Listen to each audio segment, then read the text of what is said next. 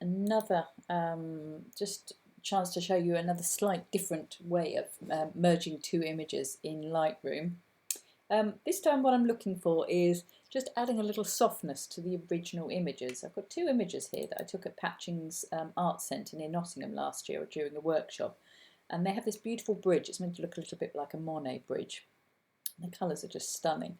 We were there, gosh, I can't remember, there wasn't an awful lot. I think it must have been spring because there's not an awful lot of colour yet coming through. There's still a lot of dead stuff around.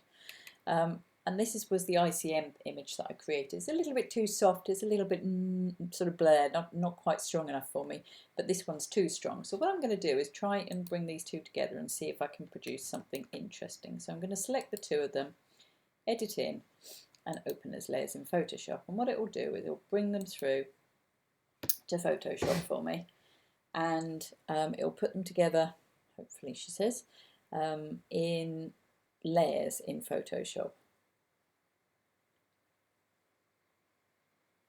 If it's working. There we go. Right. So now what we have here is we have two images. We have the strong original image here on the bottom, and we have the slightly fuzzier ICM image on the top. And when I'm working, as I said before in previous tutorial, I tend to work with the slightly fuzzier, not so strong image on top. So I'm just going to have a look through here.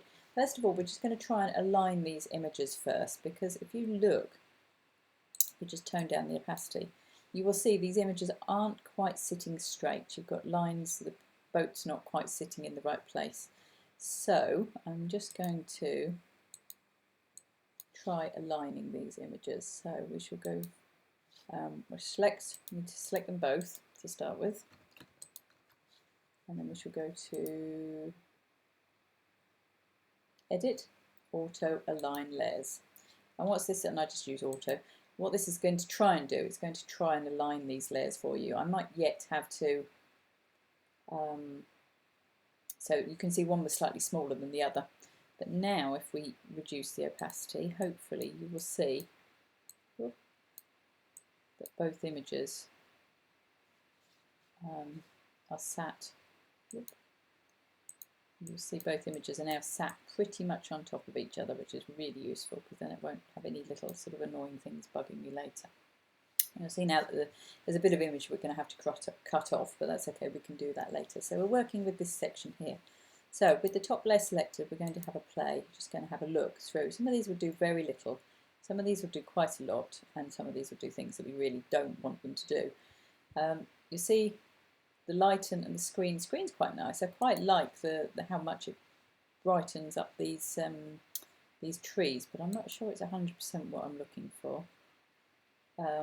The overlay and the soft light don't do enough for me. I've still got too much of the original image coming through, whereas the hard light is just starting to push it through for me. So I'm either going to go hard light or screen. I think I'm going to go hard light. There's just enough softness that's coming through on this one. And now I'm just going to play with the opacity. I'm going to take it right back to the original, and now I'm just going to bring some softness through. And you'll just see the softness and the brightness coming through in the trees here. It's just bringing a little bit of interest. It's starting to just bring a little dreamy look about it. See, I'm going to play with the colour in Lightroom and knock that back because the greens are just way too bright in this. But I'm looking for the dreamy feel. That's just going to go almost. So I think we're going to stick with 100% actually, because I do want enough dreamy feel on top of it. So that's my lot down in Photoshop. So I'm going to merge those layers, and then I'm going to save them. And when you save them, if you bring them in from Photoshop, they save back directly into Photoshop. As long as you flatten the layer, they'll come through here. Now the first thing we want to do is crop this so that we lose this extra bit. So we're just going to go in, stick with the 6x4, which was the original. Excuse me. Let's get this right. Doesn't have to be perfect. I'm just going to get rid of a tiny bit on the left hand side there because there's quite a lot of light on that. I'm just going to bring it to the edge of there, and yeah, I think that's, just bring it in there. Okay, So that's what we're going to work with. As I said before, I really like the detail and I like the softness now. But this, so you got, that was the original hard image. That was the original very soft image. And this is just the softer somewhere in between image. But like I said, the vibrance was just too much before. So I'm just going to knock back the vibrance a little bit. And I'm just going to pull back the highlights. I'm going to push the blacks just a little bit because I want to make sure the dark areas are showing. Just play a tiny little bit of warmth. And then what we're going to do is we're going to go down to the colour section here and the saturation of the greens. I just want to knock back the saturation of some of these greens. So I'm just going to pull them back very slightly and just see what it does. Now we begin to have like almost a sort of old-fashioned painterly feel, because all I've done is played with the greens. It's too far, that is now. But this is where we started, and that's just 2 green. So I'm going to go with somewhere around there. I love the blue on this. That's not bothering me at all. Okay, and now I'm just finding maybe it's still not quite soft enough, so I'm just going to play backwards with the dehazer. If you push it too far, then you get a lot darker. If you pull it back a little bit, you just end up with a little bit softer. Because that's what I'm looking for, is this dreamy sort of feel. Clarity, again, you can just bring. Now I want to keep the detail. So I'm just going to exposure back a bit because I quite like the detail in these. So what I'm just going to do is I'm just going to bring some of the detail back in the corner here. And just play with that there. And then I'm just going to put a vignette around it, because I'm finding this area is very bright around the edge here. There we go. That brings it all in a bit. Now, just as a last thing, I'm just going to check this little light area is just bothering me very slightly. I'm just going to see whether there's an alternative crop for this.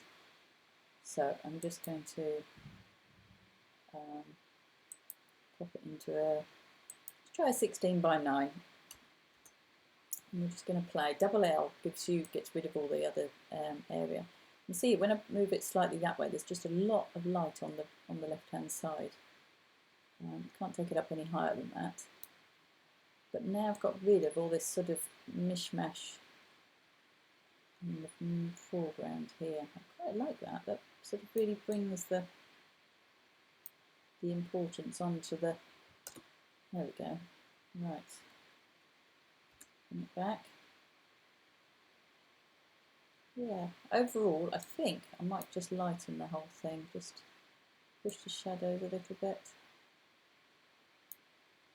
Again, this is my take on this. This is not your take. This is not anybody else's take. You can play with it and play with it as long as you want. I'm just going to get this still very, these 2 areas are still very bright for me. So I'm just going to pull back the highlights and just use the brush. It's a little bit too much actually, because you can really see that. So I'm just going to take those back to 0 and just bring them in very gently. And same with that side there.